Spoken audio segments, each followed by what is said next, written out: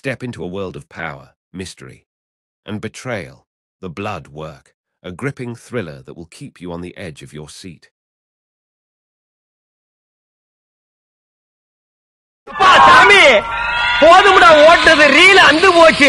வணக்கம் மக்களே, மீண்டும் உங்களை சந்திப்பது பெருமகிழ்ச்சி. ஸோ அடுத்து எந்த படத்தை பற்றி பார்க்க போகிறோம் அப்படின்னா, நம்ம ஜோஷ்வா சேதுராமன் இயக்கத்தில் ஜெஜோமல் ஜோஸ் லோசியா ஹரிகிருஷ்ணன் நடிப்பில் கோவிந்த் பிரசாத் அவர்களின் இசையில் வெளிவந்திருக்கிற ஜென்டில் உமன். இந்த படத்தோட ஒன்லைன் என்னென்னு பார்த்தீங்க அப்படின்னா, திடீர்னு ஒரு ஆள் காணாமல் போயிடுறான். அந்த ஆளை தேடி அவன் மனைவிக்கு முன்னாடி அவனோட ரிலேஷன்ஷிப்பில் இருக்கிற ஒரு பொண்ணு ஸ்டேஷன் போயிடுறான். ஸோ இந்த ஆளுக்கு என்ன ஆச்சு, அந்த ஆளை கண்டுபிடிச்சாங்களா இல்லையா, அவனோட தலைமறைவுக்கும் அவன் மனைவிக்கும் ஏதாவது சம்மந்தம் இருக்கா, ஸோ இந்த பெண் யார், இந்த பெண்ணுக்கான இவனுக்கும் என்ன ரிலேஷன்ஷிப்பு, ஸோ இது எல்லாமே கலந்து கட்டி கடைசியில் ஒரு மெசேஜோட இந்த படம் முடியுது. ஏன் இதை நான் மேம்போக்காக சொல்கிறேன் அப்படின்னா, இது ஒரு ஒன்லைனாக நான் கொஞ்சம் டீட்டெயில்டாக சொன்னனாலே உங்களுக்கு கதையை தெரிஞ்சிடும். அதனால் நான் அப்படியே மேம்போட்டமாக முடிச்சிருக்கேன். முதல்ல எனக்கு இந்த படத்தில் என்ன பிடிச்சிருந்தது அப்படின்னா, இந்த படம் ஒரு ஆர்ட் மூவி மாதிரி எடுக்க ட்ரை பண்ணியிருக்காங்க. ஏன்னா உங்களுக்கு பெருசாக ஜனரஞ்சகமான விஷயம்லாம் கிடையாது, ரொம்ப சீரியஸான ஒரு கண்டென்ட் ஓரியன்டட் மூவி தான்.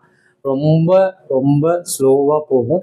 ஸோ அவங்க என்ன சொல்ல வந்தாங்களோ அதை சொல்கிறதுக்காக இந்த விஷயங்கள் எதுவுமே அவங்க காம்ப்ரமைஸ் பண்ணாமல் ஸ்ட்ரெயிட்டாகவே ஒரு ஆர்ட் ஃபிலிம் மாதிரி ரொம்ப ஸ்லோவாக ஸ்டெடியாக பொறுமையாக கொண்டு போயிருக்காங்க. ஸோ அதுக்கு ஒரு பாராட்டு. அதுக்கப்புறம் நடிப்புன்னு வரும்போது இதில் எல்லாருமே நல்லா நடிச்சிருக்காங்க. முக்கியமாக லிஜோமோல் ஒரு திருமணமாகி ஒரு பாதிக்கப்பட்ட பெண், ஒரு விக்டிம் அப்படின்றது தான்.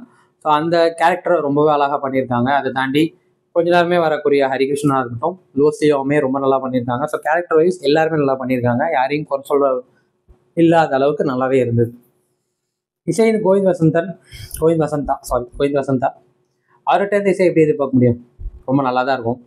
ஸோ பிஜிஎம்மாக இருக்கட்டும், பாடல்களாக இருக்கட்டும், இந்த படத்துக்கு உரிய ஒரு ஃபார்மேட்டில் அவரோட நார்மல் யூஸ்வலான சாங்ஸ் அப்படின்றதுலாம் இல்லை, படத்துக்கு என்ன தேவையோ அதை கொடுத்துருக்காரு. அதுவும் நல்லா இருக்கும்.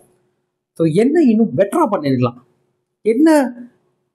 என்ன சொல்ல வராங்க அப்படின்றத இன்னுமே பெட்டராக பண்ணியிருக்கலாம், இன்னும் பெட்டராக கன்வே பண்ணியிருக்கலாம். மேபி எனக்கு புரியலையா அப்படின்ற விஷயம் எனக்கு தெரியல சீரியஸாக. பட் இங்கே என்ன சொல்ல வராங்க, அதாவது இவங்க என்ன சொல்ல ட்ரை பண்ணியிருக்காங்கன்றத நான் புரிஞ்சுக்கிட்ட லெவலுக்கு சொல்லணும்னா, பெண்கள் மேலே இன்னைக்கு ஆண்கள் செய்கிற தவறுக்கும் பெண்கள் தான் பாதிக்கப்படுறாங்க. பெண்கள் மேலே தான் இந்த சமூகம் தப்பு சொல்லுது. அதனால பெண்களோட வாழ்க்கை தான் பாதிக்கப்படுது. இதில் மாற்று கருத்தே இல்லை. ஆண்கள் மேலே உள்ள தவறுக்கும் பெண்கள் பாதிக்கப்படுறாங்க, ஒத்துக்கிறேன். பட் அதுக்கான ஒரு முடிவாக என்ன காட்ட விரும்புனாங்க, இவங்க என்ன சொல்ல வராங்க, என்ன முயற்சிக்கிறாங்க, இதில் என்ன கன்வே பண்ண ட்ரை பண்ணியிருக்காங்க, இதுக்கெல்லாம் ஒரு ஒரு சொல்யூஷனா இல்லை இதுக்கெல்லாம் ஏதாவது பதிலா அப்படின்ற மாதிரி எதுவுமே இல்லாமல் ஒரு கொஸ்டின் மார்க்கோட முடிச்ச மாதிரி தான் எனக்கு ஃபீல் ஆச்சு. அதாவது ரொம்ப சிம்பிளாக சொல்லணும்னா, துரோகம் பண்ணுற கணவன், தப்பு பண்ணுற கணவன் எல்லாரையும் வெட்டி குக்கரில் வேக வச்சு நாய்க்கு போட்டுருங்க, பிரச்சனை தீர்ந்தது. யாராவது கேட்டால் என் புதுசாக காணாமல் போயிட்டான்னு போலீஸை கம்ப்ளைண்ட் கொடுத்துருங்கன்ற மாதிரி ஒரு சொல்யூஷன் சொன்ன மாதிரி தான் எனக்கு தோணுச்சு. அதாவது என்னன்னா, ரொம்ப சிம்பிளா, ஆம்பளை பண்ணா தப்புனா பொண்ணு பண்ணாலும் தப்பு தான். இதுக்கு இவன் கூப்பிட்டனால தான் அவன் வந்தான்ற மாதிரிலாம் இங்கே கற்றுக் கொடுக்கூடாது. அவன் பண்ணா தப்புனா இவன் பண்ணாத தப்பு தான். ஸோ நீங்கள் ஏதோ ஒரு ஸ்டாண்ட் எடுத்து ஒரு சொல்யூஷனோட இதுக்கு ஒரு பாயிண்ட் அவுட் சொல்லி முடிச்சிருந்தா மேபி எனக்கு இது ஃபுல்ஃபில்லிங்காக இருக்கும். பட் அந்த மாதிரி எதுவும் இல்லாமல் கடைசியில்